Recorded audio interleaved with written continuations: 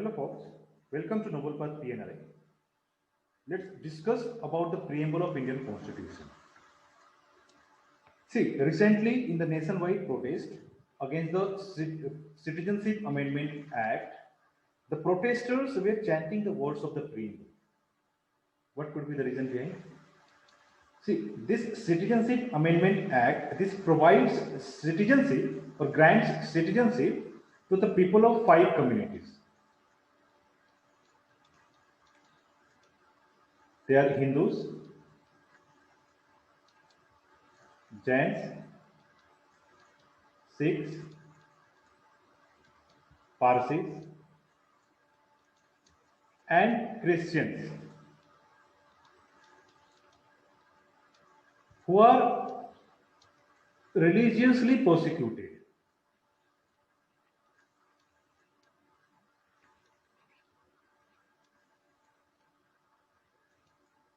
Who are religiously persecuted in Bangladesh, Pakistan, and Afghanistan.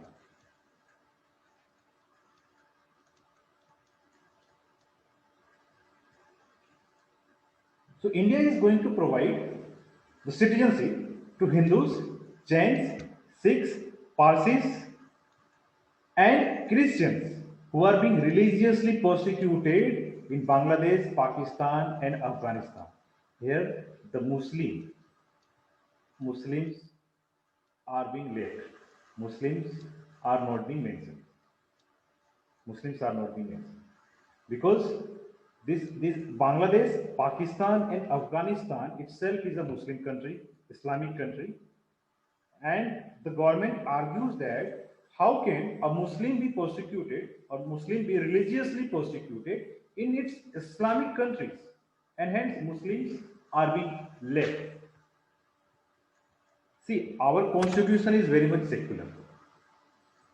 Our constitution is very much secular, for which the word secular is also mentioned in the preamble itself. And any law made should be in conformity with the constitution. Any law made should be in conformity with the constitution. So this Citizenship Amendment Act 2019, this grants citizenship based on the religion which goes against the spirit of the constitution.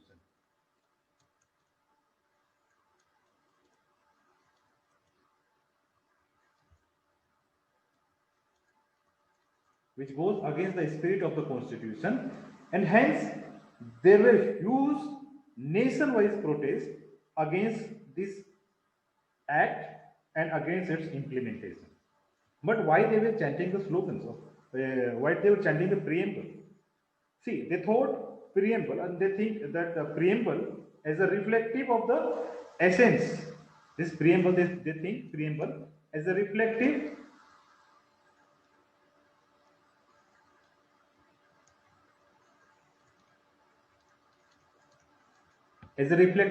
of the essence of secularism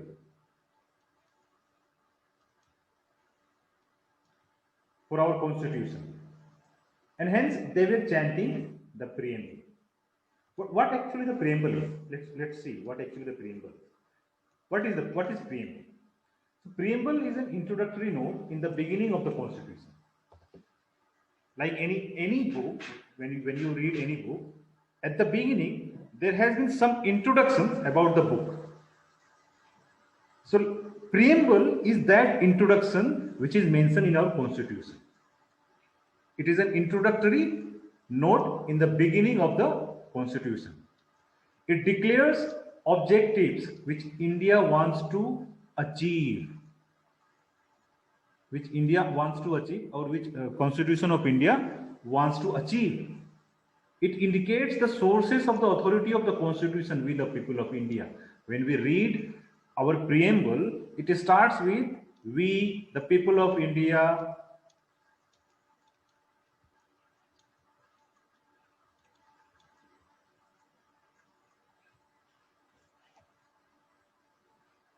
So it explains, it indicates the sources of authority. The authority is people of India.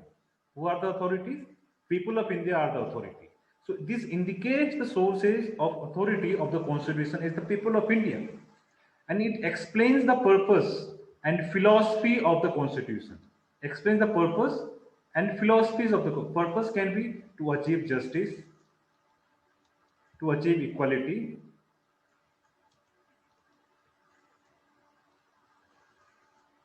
to achieve fraternity, etc. So it explains about the purpose and philosophy which the Constitution of India wants to achieve. How our preamble actually reads? See, it starts with we, the people of India, having solemnly resolved to constitute India into a sovereign, socialist, secular, democratic republic, and to secure to all its citizens justice. Justice is of three kinds: social, economic, and political. Liberty, liberty of thought, expression, belief, faith, and worship, equality of status and of opportunity, and to promote among them all fraternity, assuring the dignity of the individual and the unity and integrity of the nation. In our Constituent Assembly, this 26th day of November 1949, do hereby adopt, enact, and give to ourselves this Constitution. So it is the people of India. It is the people of India who adopt,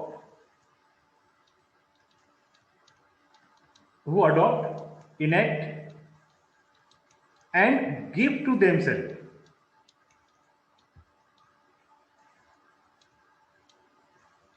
Give to themselves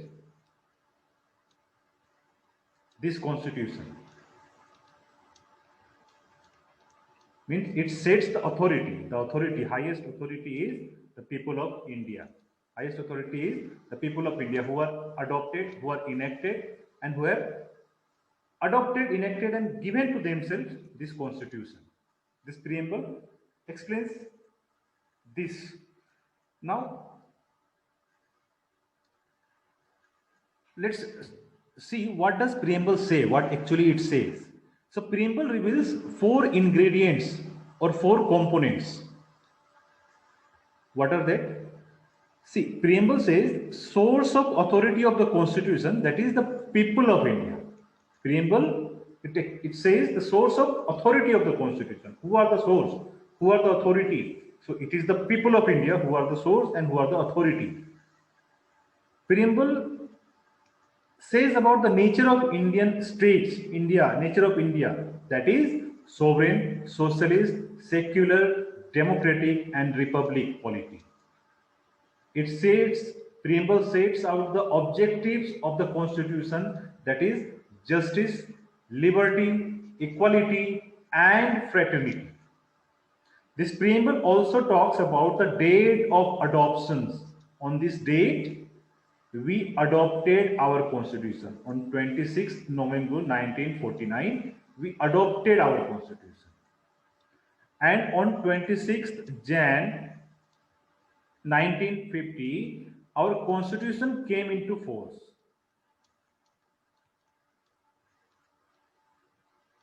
So this is the difference. On 26th January 1950, our constitution came into force. On this day, we celebrate Republic Day.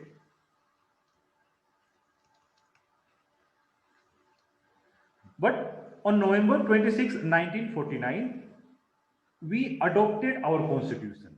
We adopted our constitution. What actually the meaning of sovereign? Sovereign means the preamble declares that the people of India is a sovereign power and is not guided or controlled by any external forces.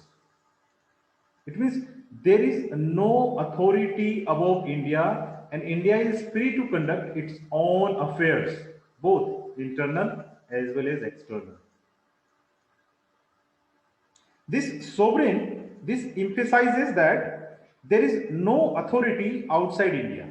There is no authority outside India on which the country in any way depended.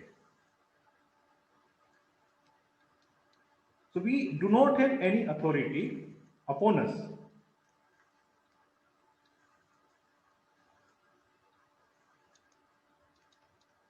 On which we are dependent.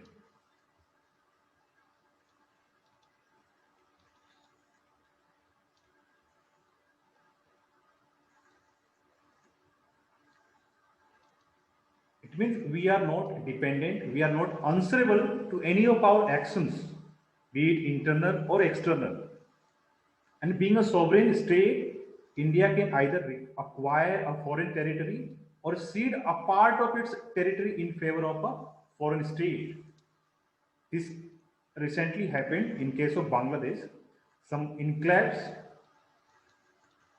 some enclaves were transferred to Bangladesh and from Bangladesh to India. Exchange. Some enclaves were exchanged from Bangladesh.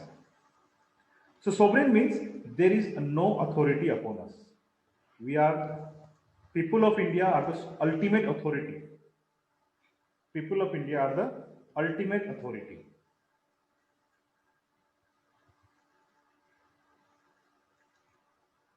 Socialist. Socialist, this word was not originally mentioned in our preamble. This has been added by 42nd Amendment Act 1976. It basically means that wealth is generated socially and should be shared equally by the society. Wealth is generated socially and should be shared equally by the society. It means welfare state. The term socialist means democratic socialism, that is, achievement of socialistic goals through democratic, evolutionary, and non-violent means. Notably, the Indian brand of socialism is a democratic socialism and not a communistic socialism, like in America. Communistic socialism means nationalization of all means of production and distribution and abolition of private property. Abolition of private property, like in China, communism. So socialist means we we are democratic socialism. We are democratic socialism, and we achieve our goals through democratic socialist means, through democratic socialist means, and not through communist socialism means. So, next, the secular. See, this word was also not originally in the preamble. This also has been added by 42nd Amendment Act 1976, which means equal freedom and respect for all religions. Equal freedom and respect for all religions. See, secular state doesn't mean that India is non-religious. It doesn't mean that India is non-religious or irreligious or anti-religious. It simply means that the state itself is not religious and follows the age-old Indian principle of Sarva Dharma.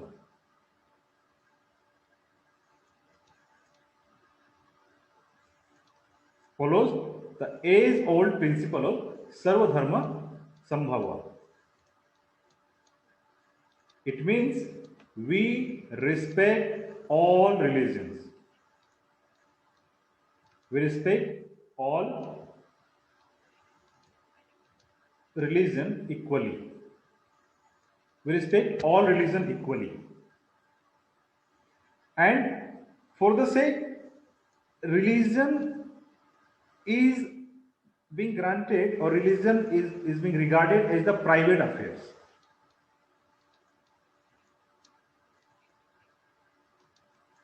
Religion is being regarded as the private affairs of a person. Whether that person have the right, that particular person have the right to believe or not, to believe, to have faith, or to not have the faith, Hence, from Article 25 to 28 in our fundamental rights, this grants freedom of religion. Article 25 to 28 grants freedom of religion. Means all religions have the same status and support from the state. All religions. Democratic means, it means the government is elected by the universal adult franchise for a fixed term through free and fair elections, that is 5 years, and not nominated. The government is not nominated or not a hereditary monarch. The government here is elected. The government here is elected through free and fair means of elections by universal adult franchise. Those who are 18 years of age, 18 years and above, they can choose their MPs, MLAs, they can vote, they can elect. So democracy in India is not limited to political democracy, but also social and economic democracy. It means democracy in political setup, we elect our MLAs and MPs. In socialistic principle also, in socialistic principle also, we are democratic. In economic principle also, we are democratic. So in all means, we are highly democratic. India follows a system of representative democracy. India follows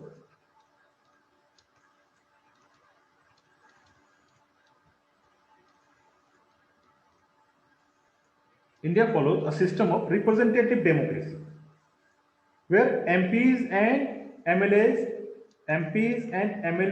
are elected directly by the people.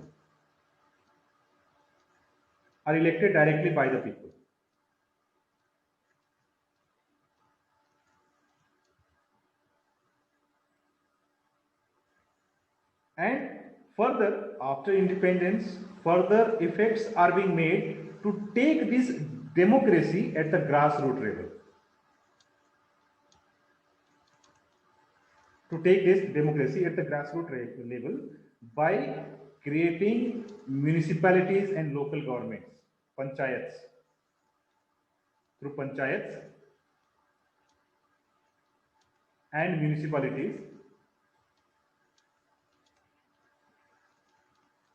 we have taken this democracy to very basic village level, grassroots level.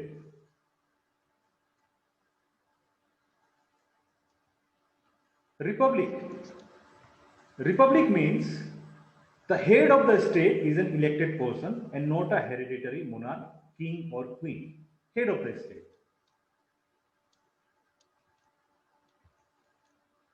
Head of the state is an elected person.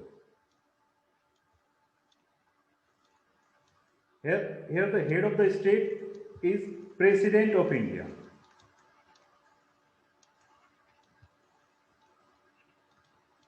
President of India. So President of India is an elected one, not a hereditary monarch and not a queen or not a king. And President is elected through indirect process, indirect representative system. So President of India is elected one. The head of the state is the elected one. Wherever the head of the state is elected one, that is the republic country. That country is the republic country. A republic also means vesting of political sovereignty in the people and not in a single individual like a king or a queen. It means we elect our president, and in the process of election or in the process when we elect, we give the president the power. We give the president or we authorize the president to exercise in sovereign manner. We authorize the president to exercise in sovereign manner. Republic also means absence of any privileged class and hence all public offices are being opened to every citizen without any discrimination. This is also one of the meaning of republic. All offices are being open to every citizens without any discrimination. So the head of the state is an elected one. India wants to achieve justice, some of the objectives through preamble. The Constitution of India wants to achieve some objectives through preamble, that is justice. India seeks to establish a system with social, economic, and political justice secured for its people. So there will be no social privileges and no social discrimination. No social privileges and no social discrimination. Article 17 already we have mentioned. Economic background will no longer be a barrier or supportive for anyone. This is the meaning of justice, and that's why we have adopted the system of taxing those who have higher income. We tax their income, whatever they earn, they have to pay some amount as a tax to the government. So there is no barrier for support or for any kind of support, for any kind of being deprived of the economic factors. India designates equal, free, and fair opportunities to the people for participation in the political process. Means everyone who are above the age of 18 years age, who are above the age of 18 years age, they can participate in all kind of political process. They can participate in all kind of political process. So this is the meaning of justice. We want to achieve justice of three kinds, that is social, economical, and political. Social justice is being means social justice will be achieved by abolishing untouchability, by giving opportunities to every person in the field of education, in other fields. Economical justice shall be achieved by taxing the persons who have higher income and by not taxing the persons who have lower income. Political justice will be achieved through universal adult franchise, means everyone who are above the age of 18, they are eligible to vote. So, Constitution assures justice of three kinds: social, economic, and political. Liberty, it emphasizes the right of freedom the citizen enjoys to take their own decisions in matter concerning them. It means any persons have the liberty to think anything, to do anything, to express their thought, to express their belief, to express their faith in any religions or whoever they worship, to anything. So it grants liberty to everything. It grants liberty to everything, to do everything, until and unless it makes or it becomes chaos to other persons. Until and unless it becomes chaos to other persons. So for this we have given some of the restrictions also. In the subsequent articles, when we read in the fundamental rights grants us some of the liberty, but subsequently it also puts some of the restrictions, very much.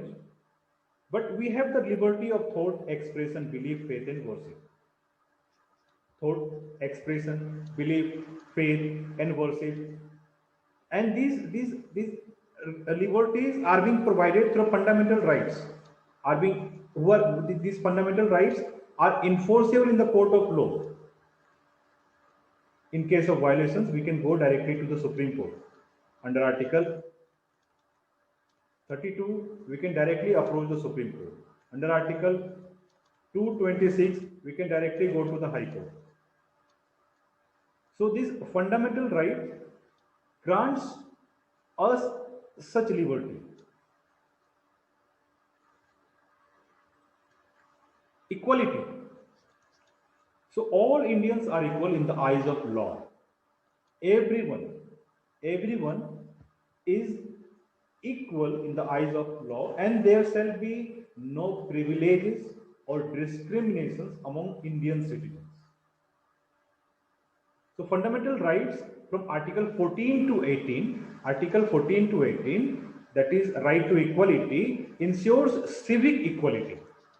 Means all citizens of India are equal, and these are being provided through Article 14 to 18 of fundamental rights. Article 39 of Directive Principle of State Policy, it ensures economic equality to men and women for adequate means of livelihood and equal pay for equal work. If men and women work equally, they will get equal wages, equal pay for equal work. And both men as well as man as well as women have adequate, means they have the right to get adequate means of livelihood. Means they equally, man also and women also, they have equal right to get adequate means of livelihood. Article 325 and 326 ensures political equality, that is inclusion in electoral rolls and elections on the basis of adult suffrage. Elections on the basis of adult suffrage. Those who are above the age of 18, those who are above the age of 18, they have the right to get enrolled in the electoral rolls.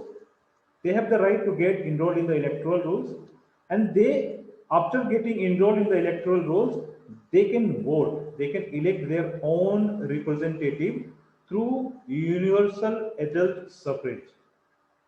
Through universal adult suffrage, they can elect their own representative. So it means equality.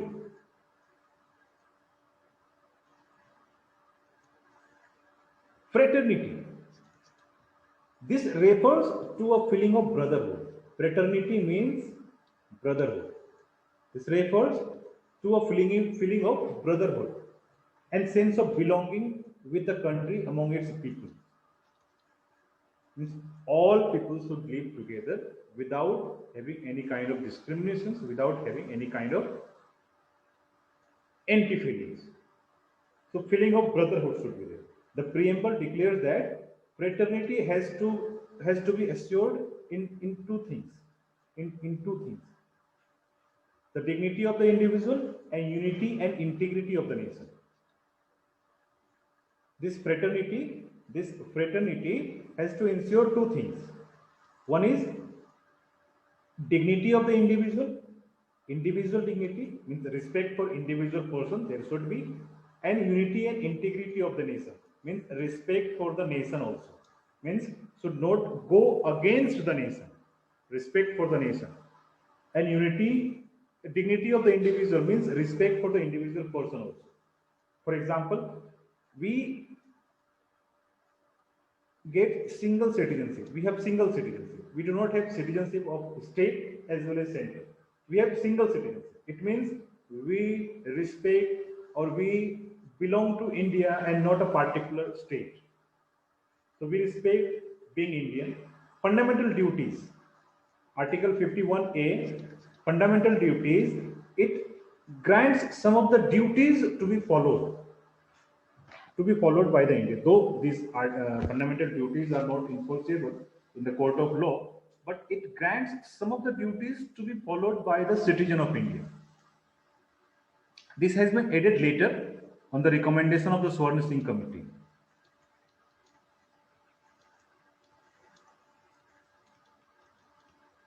This fundamental duties has been added later on the recommendation of the Swarna Singh Committee. This is not the actual part of the constitution or not actually framed by the constitution framers. This has been referred, this has been added later on. Fundamental duties has been added later on the recommendation of the Swan Singh committee. So this being following the some of the duties, this brings the sense of brotherhood. This brings the sense of belongingness. So that is fraternity. That is fraternity. What are the significance of the preamble? What are the significance? The preamble embodies the basic philosophy and fundamental values, political, moral, and religious, on which the Constitution is based.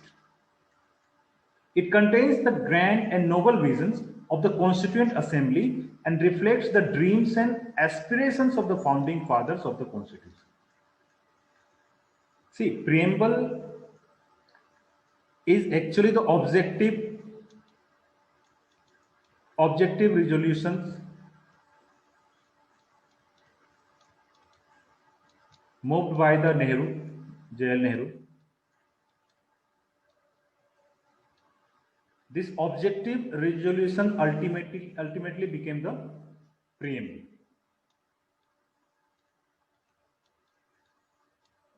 These objective resolutions presented by the Nehru in the Congress sessions, this ultimately became the preamble of Indian Constitution. And this preamble, it sets the objective, ways, and aspirations, etc., to be achieved by Indian Constitution. So our preamble contains grand and noble visions of the Constituent Assembly and reflect the dreams and aspirations of the founding father of the Constitution. How they wanted India to become through objective resolutions, and ultimately this have been enacted in the preamble. How our founding fathers wanted India to be. So that is being mentioned in the preamble.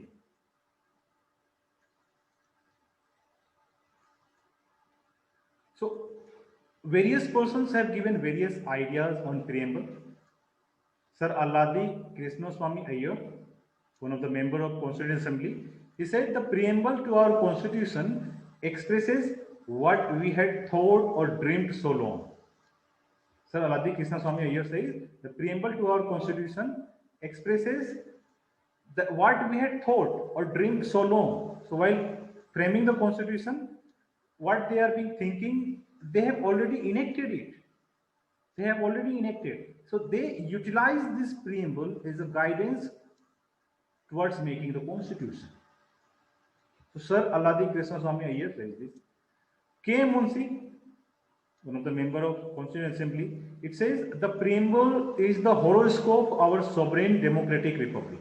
Horoscope of our sovereign democratic republic. Pandit Thakur Das Bhargava, he says, the preamble is the most precious part of the Constitution. It is the soul of the Constitution. It is a key to the Constitution. It is a jewel set in the Constitution. It is a proper yardstick with which one can measure the worth of the Constitution. Everything has been said here by Pandit Thakur Das Bhargava. Everything has been said here. So Sir Ernest Barker, he says preamble is the keynote to the Constitution. So it means preamble is actually to open when we read the Constitution. Before reading the Constitution, when we read preamble, it opens our mind. It opens our mind towards Constitution. It opens our mind that what Constitution contains.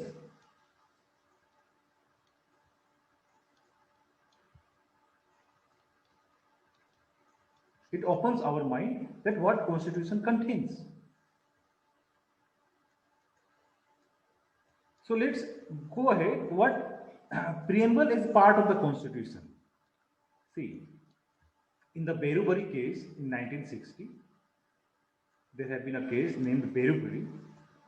See, Berubari was a thana or a police station in Jalpaiguri district.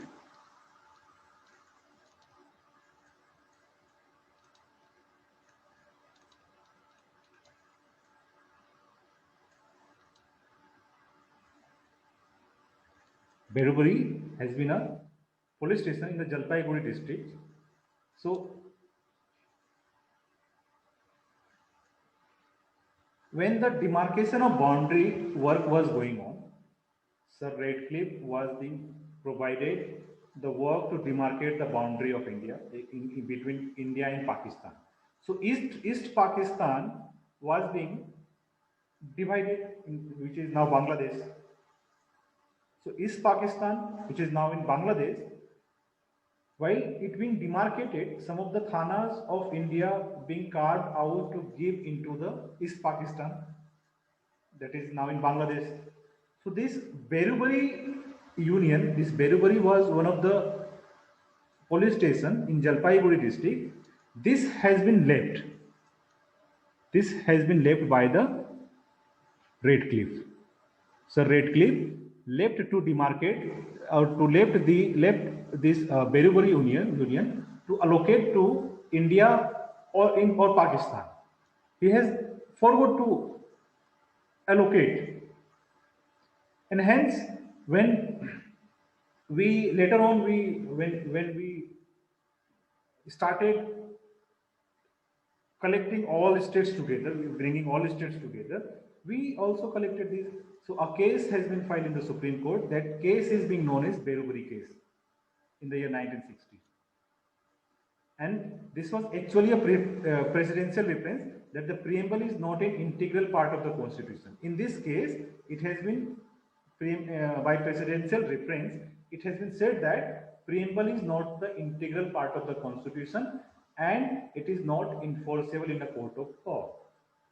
It has been said that preamble is not the integral part of the constitution and it cannot be enforced in a court of law. But Supreme Court said this. But in the year 1973, Keshavananda Bharati case, the Supreme Court revised its earlier decisions and recognized that the preamble may be used to interpret ambiguous area of the Constitution, where while reading some of the articles, when the facts are not being clear, when the facts are not being apparent, at that time we can read the preamble to interpret the ambiguous areas of the Constitution where differing interpretations present themselves. Differing interpretations present themselves. In case, we can refer the preamble. So LIC of India in the year 1995, LIC of India case, preamble is integral part of the Constitution and amendment of preamble can be done. Preamble can be amendment without affecting basic features of the Constitution. So in Keshavananda Bharati case itself, Supreme Court said that preamble can be amended. Supreme Court said that preamble can be amended, provided the basic structure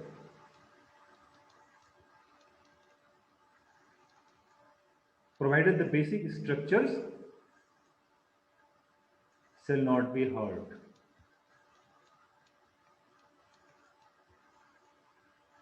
Or not be altered. So basic features are not being altered.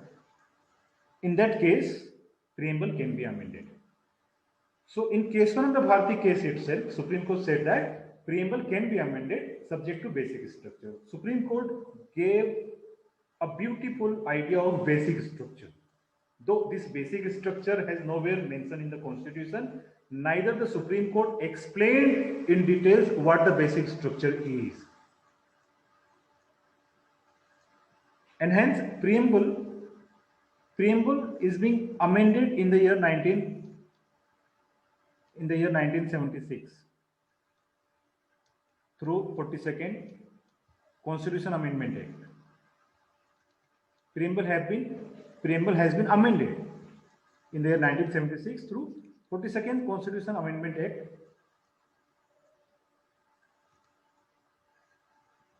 Through 42nd Constitution Amendment Act, preamble has been amended, and under Article 368, and three words have been added. That is, socialist, secular, and integrity.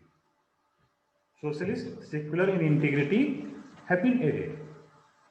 Before it, the preamble was like sovereign democratic republic.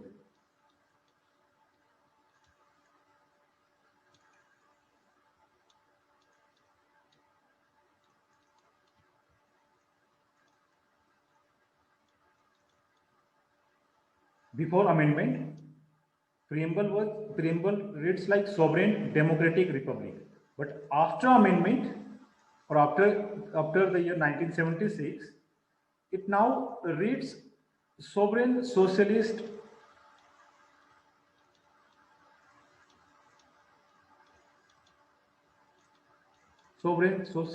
secular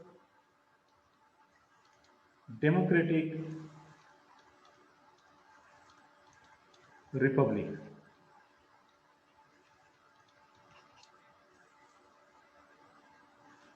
So preamble has been amended only once. Preamble has been amended only once through 42nd Constitutional Amendment Act in the year 1976, where three words have been added: socialist, secular, and integrity. Socialist, secular, and integrity.